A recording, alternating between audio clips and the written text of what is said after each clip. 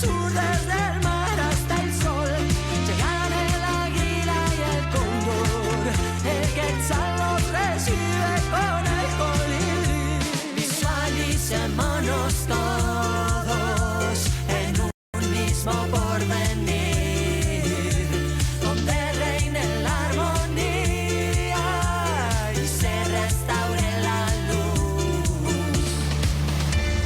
A partir de este momento comienza Encuentros Pedagógicos, la radiorrevista de Renovación Magisterial. Encuentros Pedagógicos, magisterio, sindicalismo, cultura, actualidad nacional, pedagogía. Sábados de 8:30 a 10 de la mañana. Bienvenidos. Se crea con solo pensar.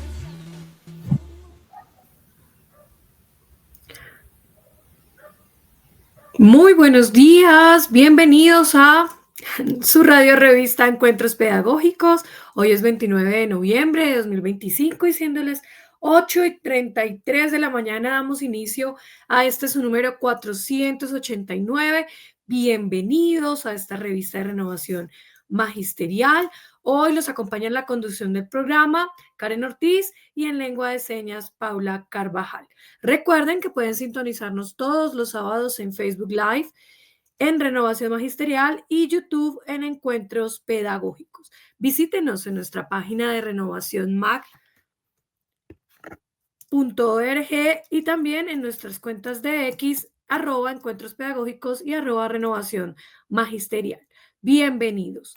Esta semana tuvimos una gran noticia y es la inscripción del compañero Fabio Arias, presidente de la CUT, al Senado, y es por eso que hoy nos acompaña en encuentro con el movimiento obrero.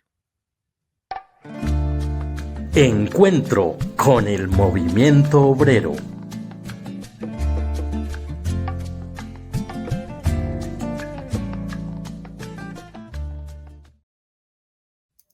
Muy buenos días, Fabio. Bienvenido a Encuentros Pedagógicos.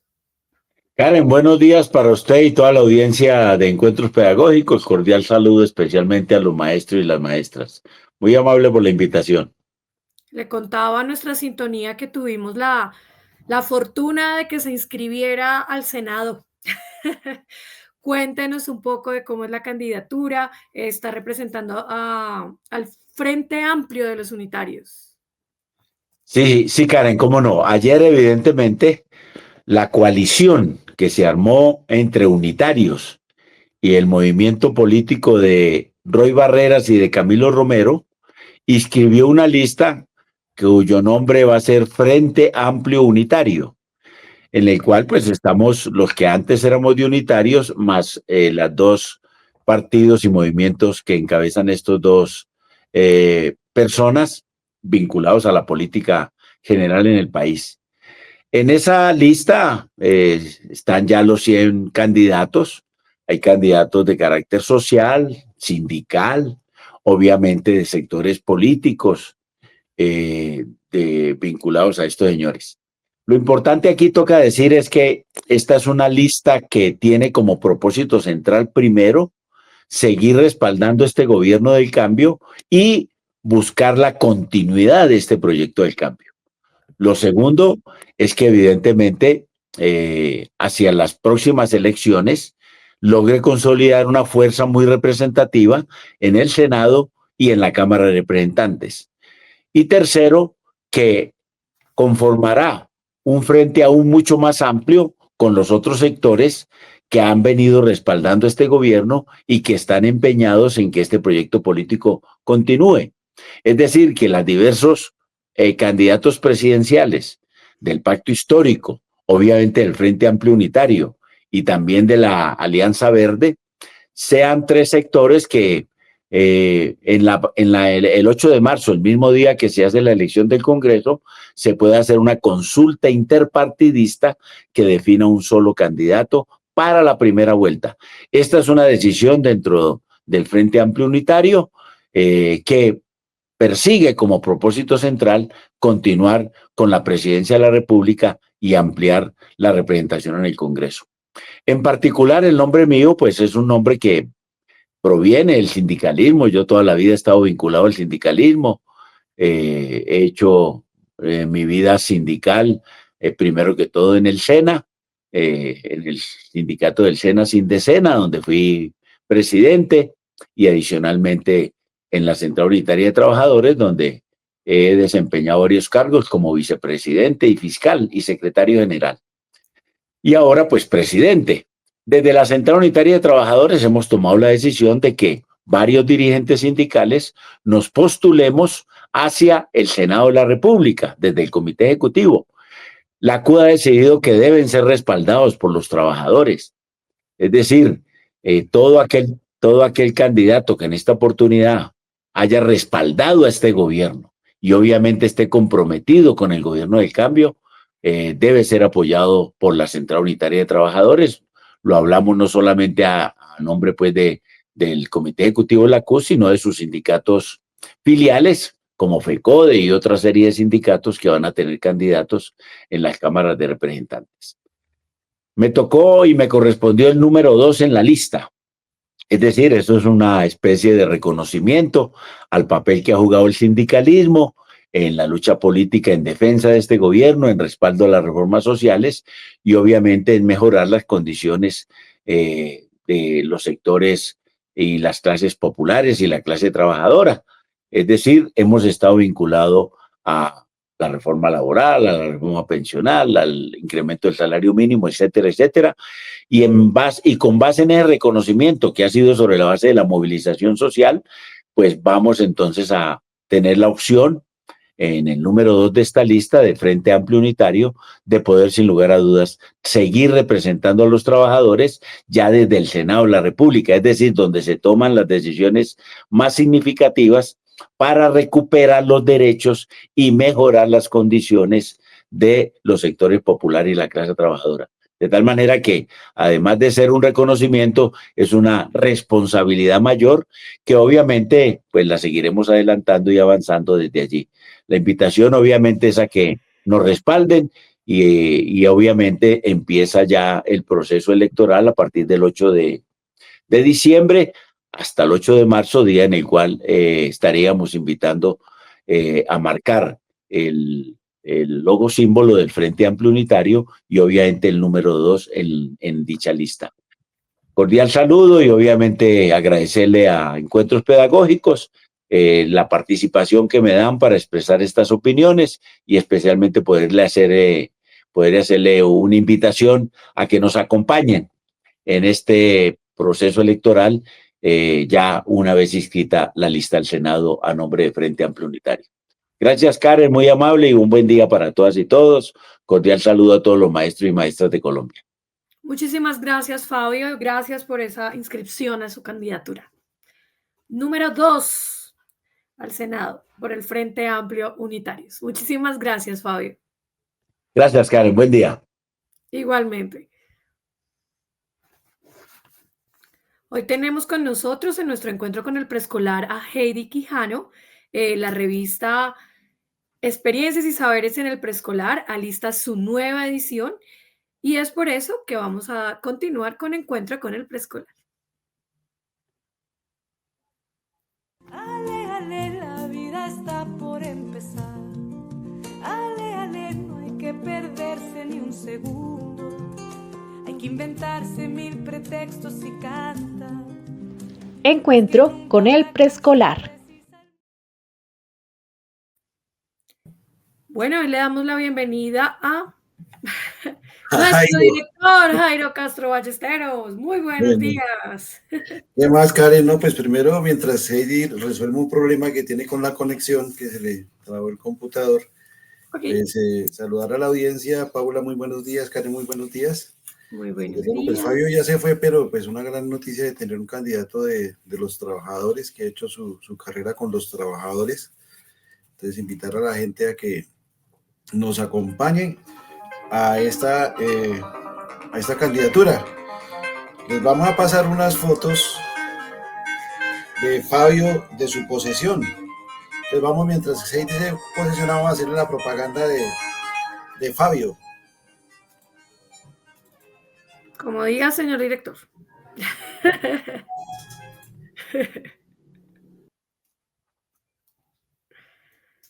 Vamos con imágenes de la posesión de Fabio Arias y su candidatura al Senado por el número 2, Frente Amplio Unitarios.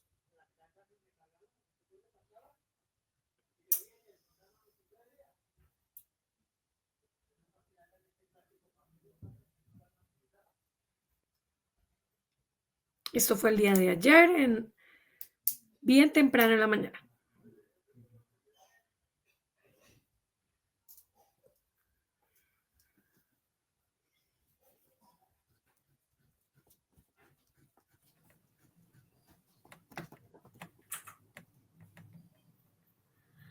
Así es, Karen, así como lo expresamos ahorita y que lo expresó Fabio Arias. Ayer fue la instalación y nos encontramos con todos los compañeros que lo acompañaron para esta inscripción, para que veamos cuál es el turno de los trabajadores.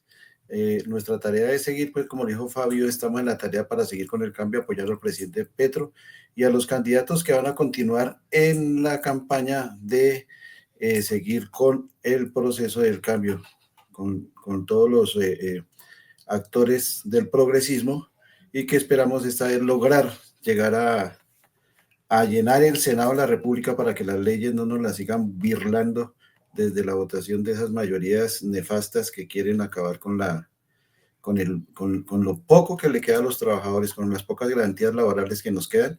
Hay que seguir en este proceso del cambio. Así Bien, es, Heidi. Karen, entonces ahora sí ya tenemos a Heidi. Heidi, muy buenos días.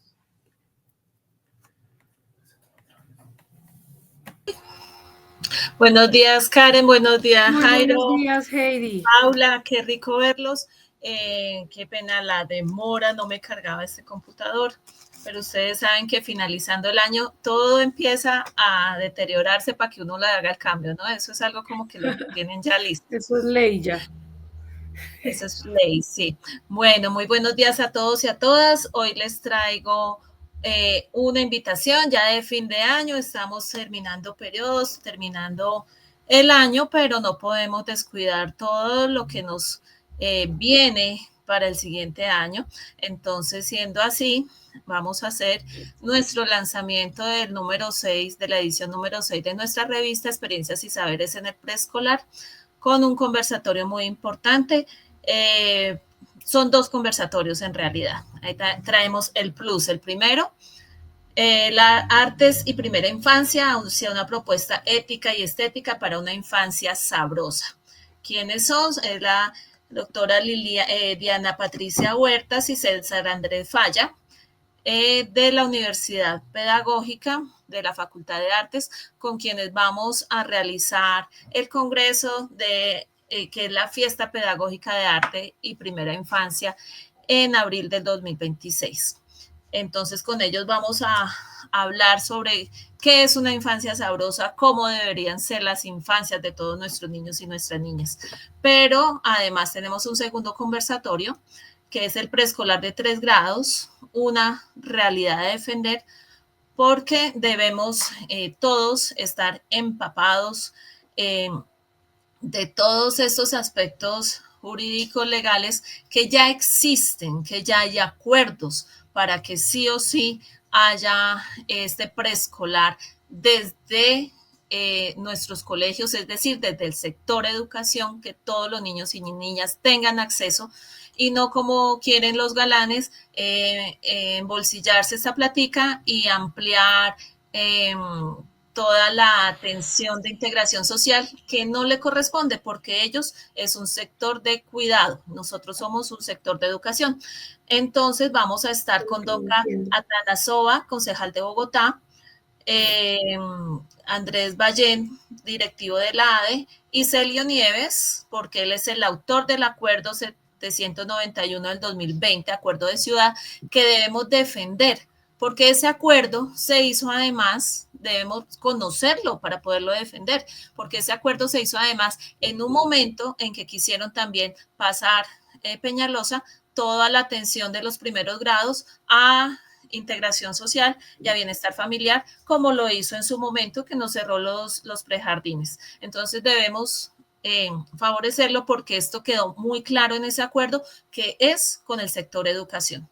Entonces no nos pueden embolatar esa matrícula de esa forma. vamos a estar en la ADE Norte. ¿Cuándo? El 3 a las 3, 2:30 para que lleguemos por los trancones de final de año y demás.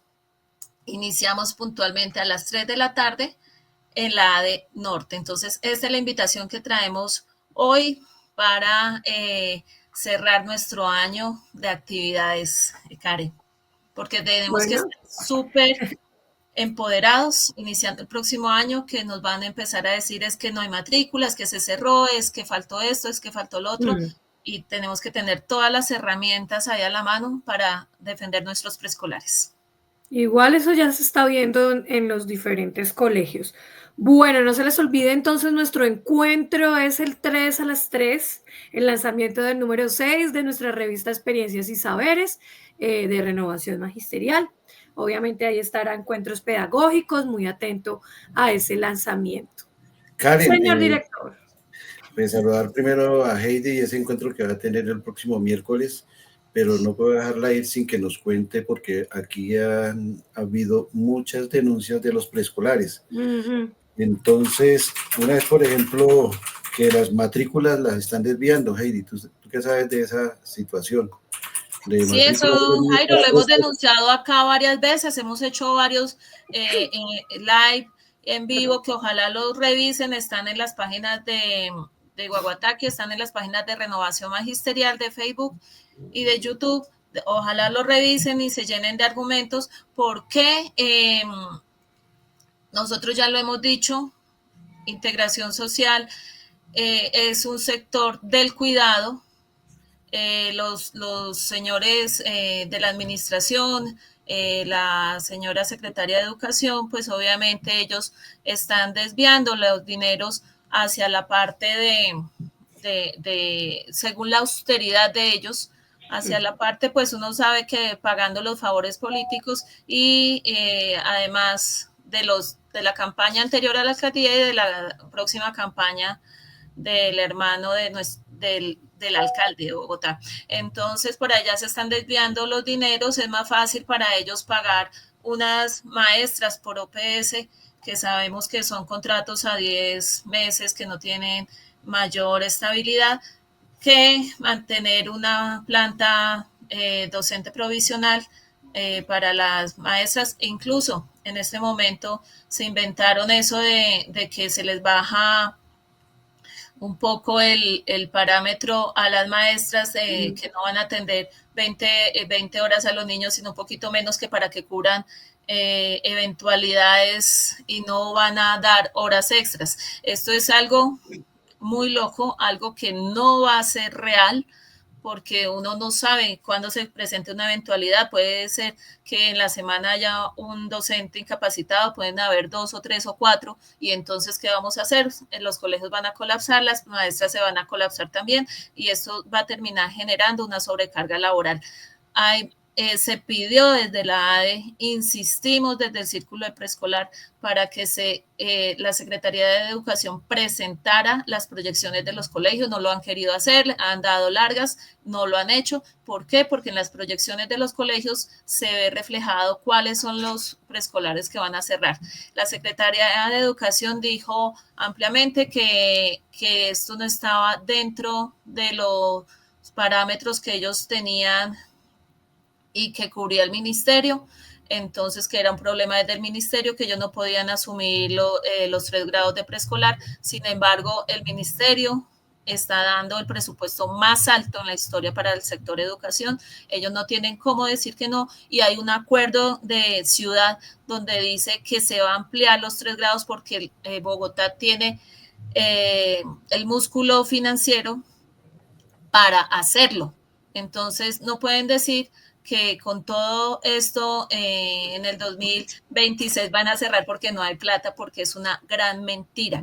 Simplemente esto es parte de la proyección que tenía la alcaldía de aumentar a 30.000 el cupo de integración social, porque sabemos que así es como van a desviar, no solamente para integración social en sí, sino a los jardines privados que entraron en la licitación con ellos. Entonces, esto tenemos que tener claridad. Para allá es que se está yendo la plata, para allá es que se están pagando los favores de esta manera con los privados y pues obviamente quieren que el sector educación, que somos los que más les hemos dado duro desde el análisis y desde la argumentación cuentas a ellos, nos quieren debilitar de esta forma. No lo podemos hacer, no lo podemos permitir, y por eso queremos llenar a las maestras y maestros de argumentos para que puedan en los colegios defenderlo, porque no es solamente ir y decir no queremos que nos cierren, sino tener todos los argumentos necesarios para la defensa de este preescolar de 3 grados. Por eso el último conversatorio nos va a dar todas estas herramientas para poderlo defender, porque iniciando el año eso va a estar muy duro.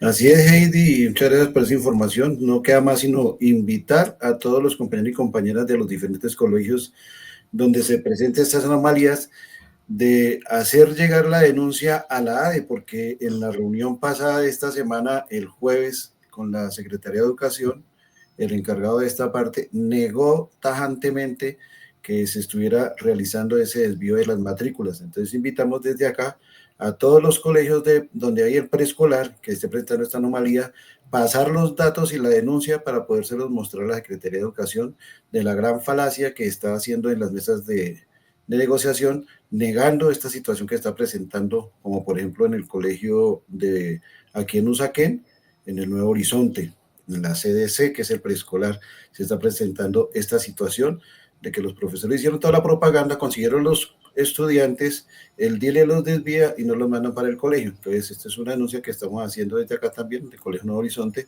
e igualmente sabemos que está para otros colegios. Entonces, necesitamos que esa información llegue a la ADE para poder mostrársela a la Secretaría de Educación. Heidi, muchas gracias. Karen.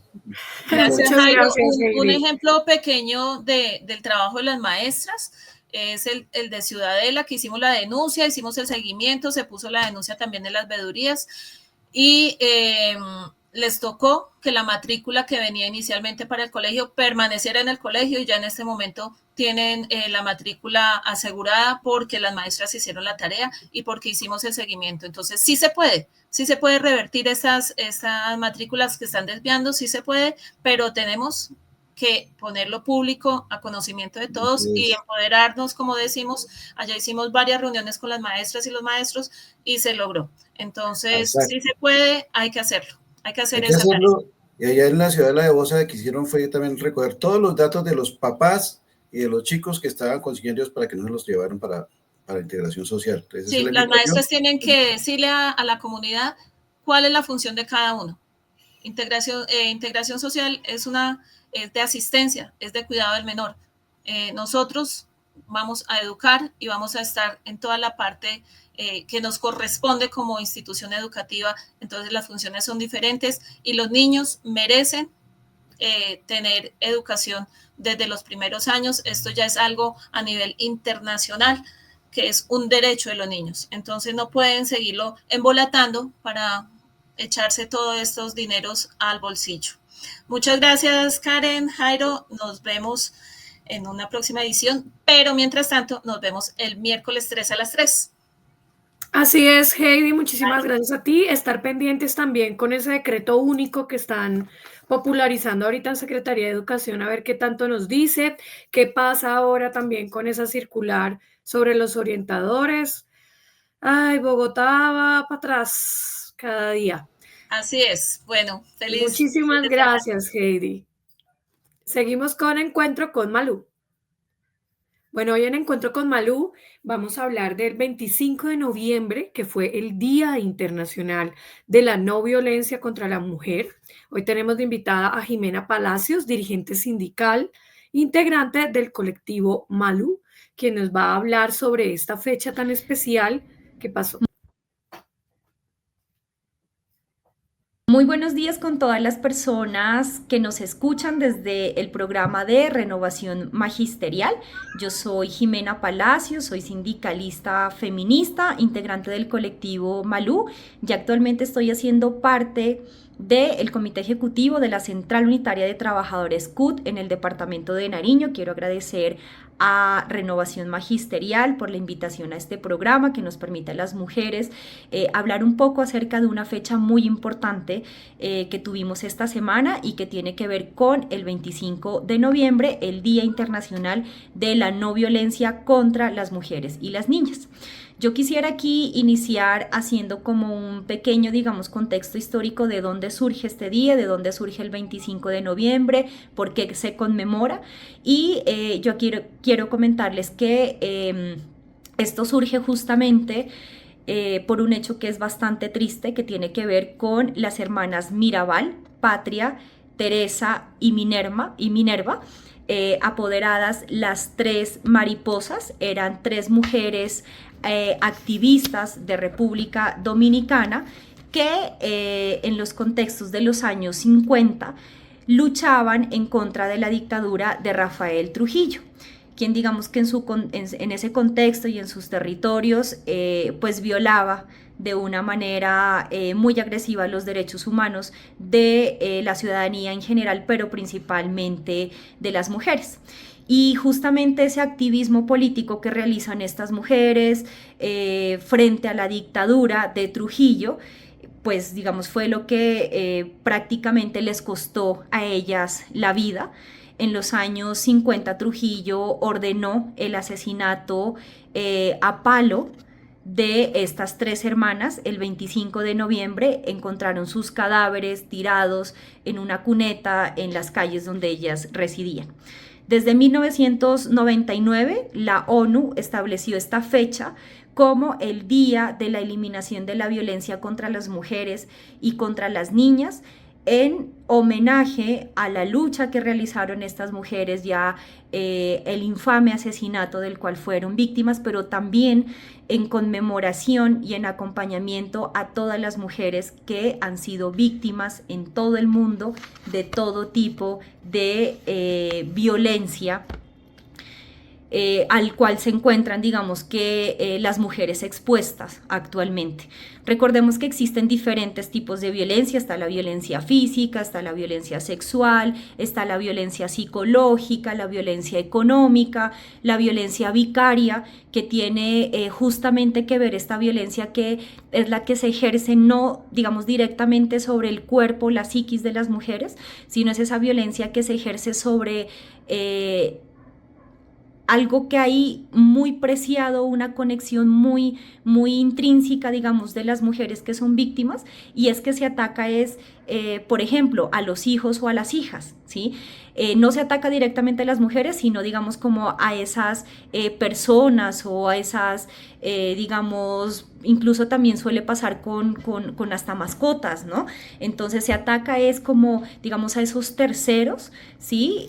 Con el fin de dañar a las mujeres, porque saben que ahí, digamos, existe como un vínculo importante que puede dañar, digamos, a las mujeres o las puede violentar. Está también la violencia institucional, la violencia política. Recordemos aquí que 1 de cada 3 mujeres en el mundo ha sido víctima de algún tipo de violencia.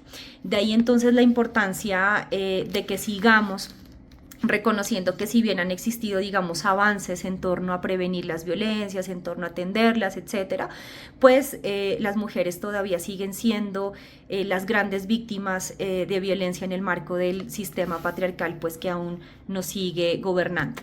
Yo quisiera ir, digamos, como terminando esta intervención con un importante, digamos, reconocimiento que se ha venido realizando principalmente por parte del gobierno del cambio, y tiene que ver con la expedición de actos administrativos, de circulares, de directivas, de directrices también, con los cuales se ha pretendido principalmente que las mujeres podamos ir avanzando en entornos laborales libres de violencia y de acoso sexual, y me voy a referir como principalmente a unos instrumentos que fueron expedidos, como por ejemplo la Directiva Presidencial 01 del 2023, que estaba dirigida a las entidades que hacen parte de la rama ejecutiva del gobierno y que tiene un anexo relacionado con un protocolo, ¿sí?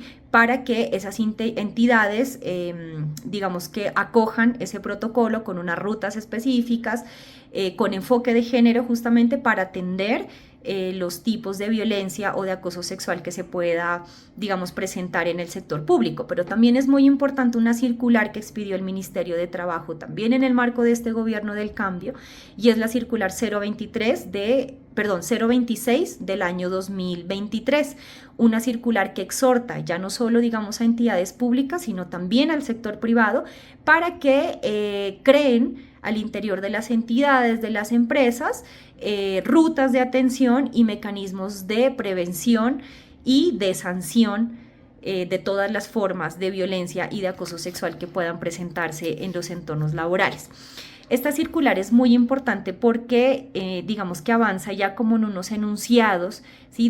sobre las conductas que pueden considerarse acoso sexual en los entornos laborales. Entonces, entre ellas yo quiero compartirles algunas, y son las que tienen que ver como, por ejemplo, cuando se dirige a las víctimas en términos obscenos, los ruidos o los gestos sexuales, o emitir exclamaciones con alusión eróticas, pues no es humor, eso es violencia y eso es acoso sexual.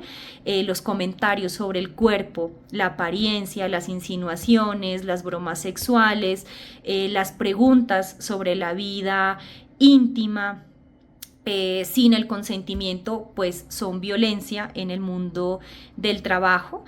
Difundir, por ejemplo, rumores sexuales, preguntar sobre preferencias, o manifestar interés sexual hacia una persona para otorgar unos tratos diferenciales sin el consentimiento, pues entonces eso también, digamos que es acoso y es violencia. O sea, que ese es un gran avance pues que tiene esta circular, porque digamos que ya enuncia, ¿sí?, qué condiciones pueden considerarse violencia y acoso sexual, sin decir que esas pues no son las únicas. Digamos que en cada caso pues tendría que valorarse de manera específica.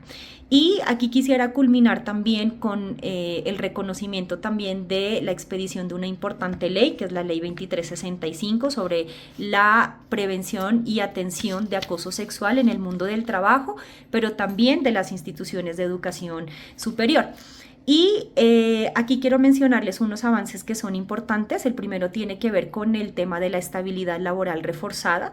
Esto implica que las personas víctimas de acoso sexual o de violencia en el mundo del trabajo pues cuentan con esta estabilidad por el término de 6 meses, es decir, que no pueden ser despedidas si han denunciado, y también cubre no solo a las víctimas, sino también a los testigos que hayan sido parte, digamos, como de ese proceso. Otra, digamos, avance muy importante, y es que incluye unas rutas con enfoque de género y principalmente de no revictimización. Y aquí sí quisiera como recalcar el tema de la no revictimización, y es que antes lo que normalmente se hacía en los entornos laborales es que en el comité de convivencia se citaba, digamos, a los trabajadores que tenían conflictos con el ánimo de conciliar. Sin embargo, pues yo no puedo llevar a conciliar, por ejemplo, a una mujer que ha sido víctima de violencia. Bueno, tuvimos ahí dificultades técnicas con nuestra nota con Malú. Vamos a continuar. Como ustedes se han venido dando cuenta en nuestras diferentes emisiones de la revista Encuentros Pedagógicos, se ha podido percibir cómo en Bogotá esta idea de austeridad y la alcaldía de Fernando Galán y Isabel Segovia como secretaria de Educación han ido en retroceso de muchas luchas y de muchas cosas que se habían obtenido en cuanto a inclusión, en cuanto a orientación, en cuanto a primera infancia aquí en Bogotá, que finalmente es la que marca, digamos, cuáles van a ser los avances a nivel educativo, también a nivel nacional.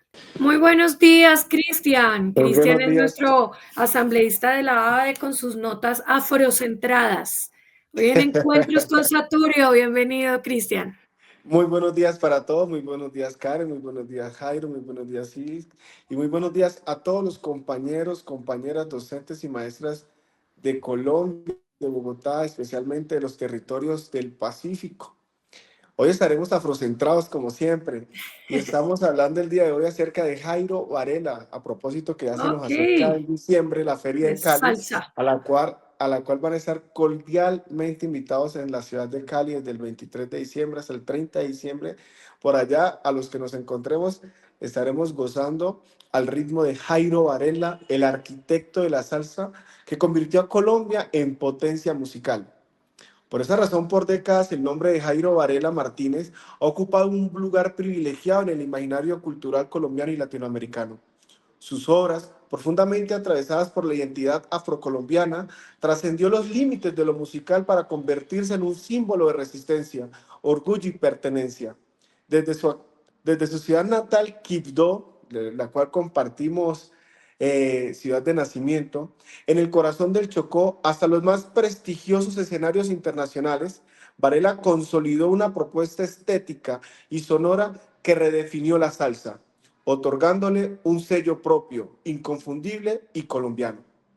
Nació el 9 de diciembre de 1949, creció en un entorno marcado por la música y la oralidad, elementos fundamentales en las culturas del Pacífico. Allí descubrió los primeros acordes y ritmos que más tarde se convertirían en materia prima para la construcción de un legado imborrable. Su traslado a Bogotá durante la juventud no solo significó la búsqueda de oportunidades, sino el inicio de un proyecto artístico que tomaría forma definitiva en 1979 con la creación del Grupo Nietzsche, una de las orquestas más influyentes en la historia de la salsa. Con Nietzsche, Varela rompió paradigmas, no se conformó con reproducir cánones heredados del Caribe, por el contrario, integró matices de su tierra, tambores, marimbas, acentos melódicos y narrativos sociales, creando una salsa melódica, poética y profundamente identitaria. ¿Quién no gozó y bailó al son de obras como Buenaventura y Caney, Gota de Lluvia, Una Aventura y, por supuesto, Cali Pachanguero? No solo conquistaron pistas de baile y emisoras, sino que se convirtieron en auténticos relatos de nación. Más allá del goce, cada composición evoca la cotidianidad de regiones marginadas, las luchas del pueblo afro y el espíritu vibrante de Cali, ciudad que lo adoptó y desde entonces consolidó su imperio musical. La trascendencia de Varela no radica únicamente en su capacidad para componer éxitos, sino en una visión como productor, arreglista y director. Su liderazgo transformó la orquesta en una escuela. Por ella pasaron voces emblemáticas, músicos destacados y una generación que aprendió que la salsa no era solo un género bailable, sino un acto político, cultural y estético. Su música logró posicionar a Colombia como referente salsero en un escenario dominado históricamente por Puerto Rico, Cuba y Nueva York.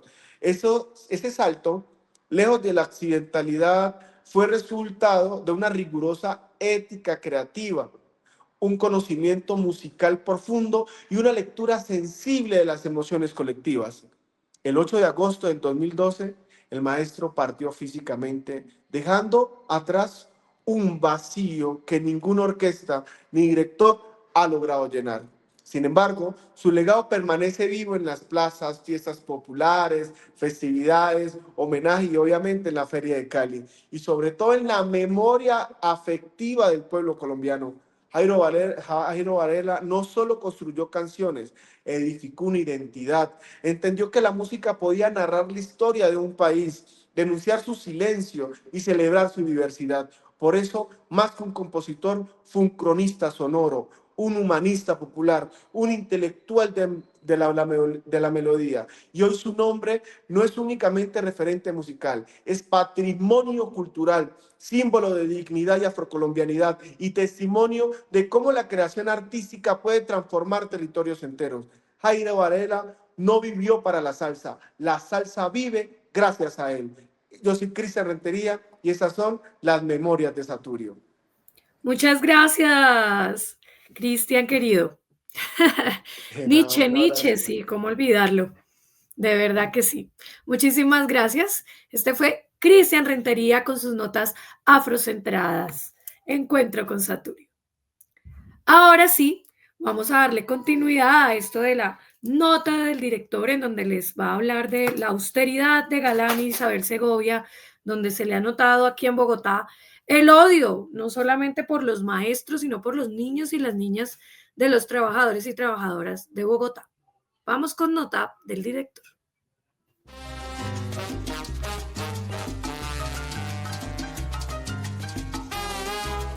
Nota del director.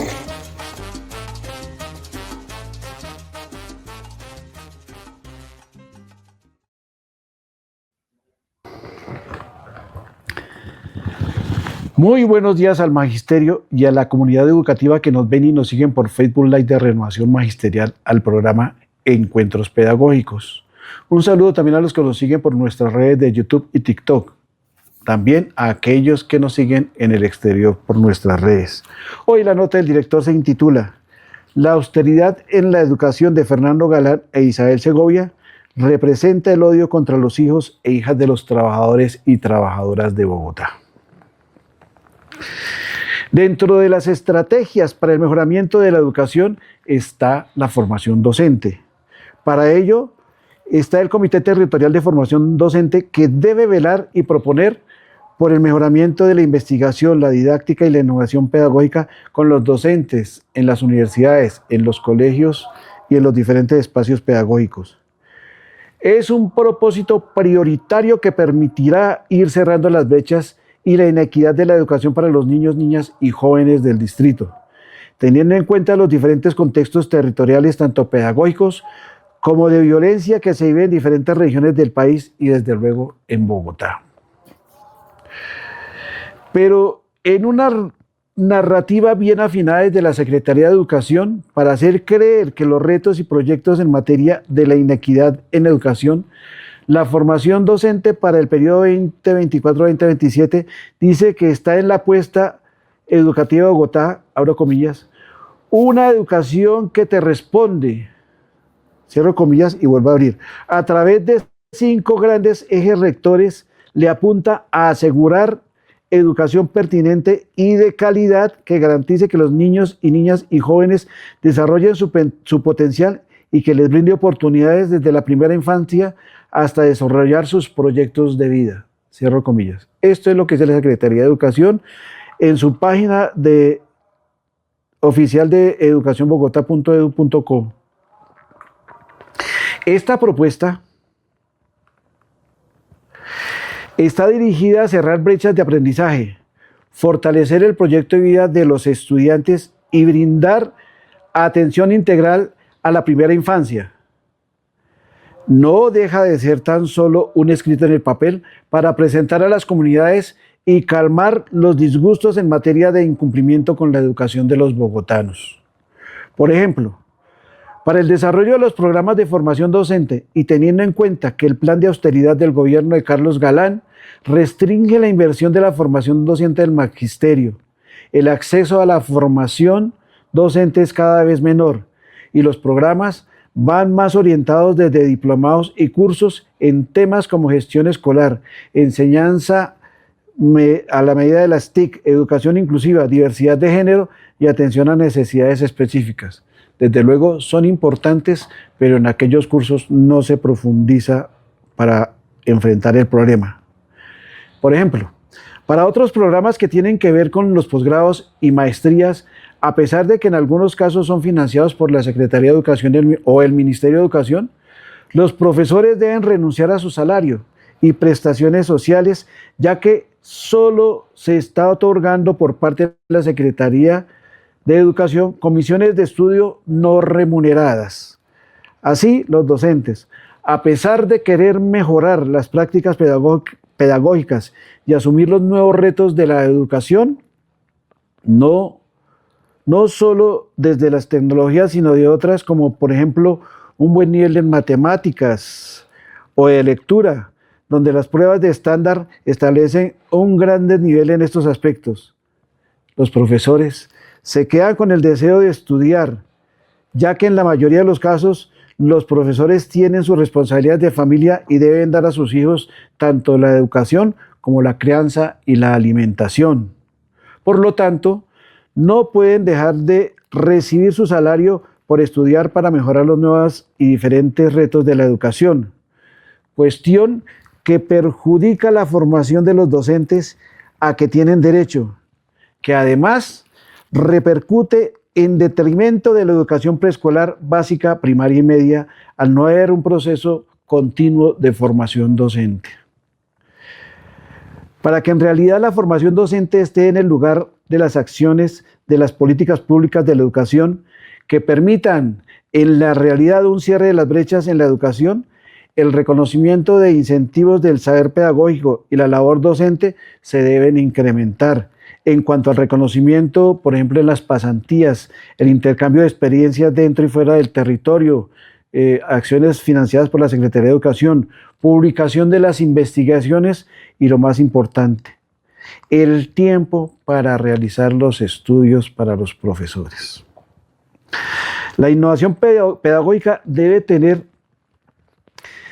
reconocimiento en el campo de la educación y la pedagogía que se materialicen en las publicaciones y eventos de intercambio y de saberes en los diferentes entes académicos, como en el sindicato, impulsando la participación del CEI de los diferentes sindicatos e hilarlo con el movimiento pedagógico. Y, desde luego, a partir del desarrollo de las propuestas de los colegios, donde se pueden integrar las investigaciones educativas y las innovaciones pedagógicas para poder plantear un currículo alternativo, emancipatorio, que dé respuestas a las nuevas pedagogías e inquietudes del saber de las y los estudiantes de Bogotá. Pero así como se cierran las oportunidades para la formación docente, el querer cerrar de las brechas de la educación es solo eso, un querer. Que, como se dijo antes, se queda en el papel.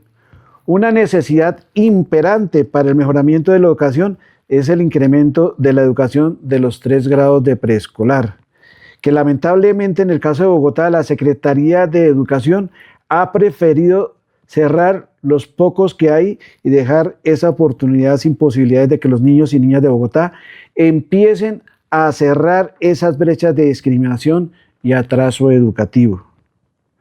La austeridad de Fernando Galán e Isabel Segovia, que más que ese nombre, austeridad, es la mezquindad, el odio contra los hijos e hijas de los trabajadores y trabajadoras de Bogotá para que puedan estudiar, para que se eduquen. Son inconsecuentes con los aspectos que tienen que ver con el mejoramiento de la educación. Incluso los grandes logros que se han tenido en materia de inclusión los ha echado al traste, cerrando las aulas de apoyo pedagógico y sacar del sistema educativo a estos niños que necesitan de la educación especial. Es decir, esa brecha educativa que se quiere suspender y superar, en realidad queda en la tendencia a agigantar la desigualdad social, teniendo en cuenta que la educación es el pilar para el desarrollo tanto social como el avance en la economía de un país. Los gobiernos neoliberales, como la Alcaldía de Bogotá, no tienen el menor interés de invertir para acabar con dicha desigualdad educativa y social, que ha venido creciendo desde los inicios del siglo, sobre todo en los últimos 20 años de gobiernos fascistas, que se agigantó en el gobierno de Iván Duque, que no atendió la educación en la pandemia, permitiendo incluso que se robaran los dineros para la educación. La actual administración plantea un plan de desarrollo para el plan sectorial de educación que se queda en eso, en el planteamiento. Tal vez solo para cumplir con la norma y sea aprobado, pero en las acciones de la ejecución de las políticas públicas es todo lo contrario. Deja la educación pública sin recursos económicos y sin recursos humanos para que la educación pública se pueda preparar de cara al futuro con una educación que responda a las realidades sociales en que los individuos se puedan integrar para vivir en paz y con justicia social. Se necesita la inversión tanto en plata como en recursos humanos acordes a las realidades que se necesitan para cerrar las brechas de la desigualdad social. Muchas gracias. Nos vemos dentro de 8 días en otra nota del director. Esta fue nuestra nota del director.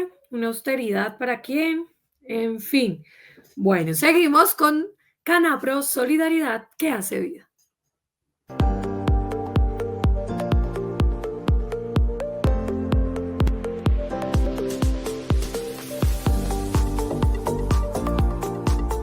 Canapro, solidaridad que hace vida. Muy buenos días, le damos la bienvenida a Alonso Camacho Silva de Canapro.